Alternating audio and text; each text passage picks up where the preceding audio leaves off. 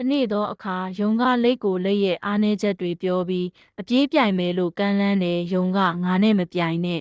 မင်းနေလို့ငါကမင်းနေဝက်နေရင်အနိုင်ရမယ်လိတ်ကစိတ်မပြတ်ပဲဟုတ်ကဲ့ဒါပေမဲ့ပြိုင်ကြည့်ရအောင်လို့ပြောလိုက်တယ်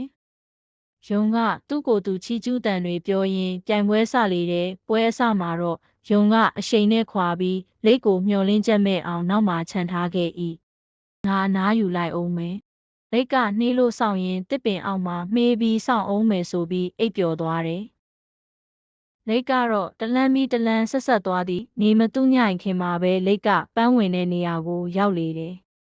ယုံနိုးတဲ့အခါလိတ်ကပန်းဝင်ရာမှာစောင့်နေလေပရိသတ်တွေကလိတ်အနိုင်ရပြီလို့အော်ဟစ်လေတယ်ယုံကအံ့အားသင့်သွားပြီးငါဒီလိုဖြစ်မယ်မထင်ခဲ့ဘူးလိတ်ကယုံကိုပြုံးပြီးပြောလေတယ်လိတ်ကယုံလေးလေးမြန်တိုင်းမအောင်နိုင်ဘူးလွဲလုံးလားနဲ့သူညာရီယာကအရေးကြီးဆုံးပါဆို၍ပြောလေသည်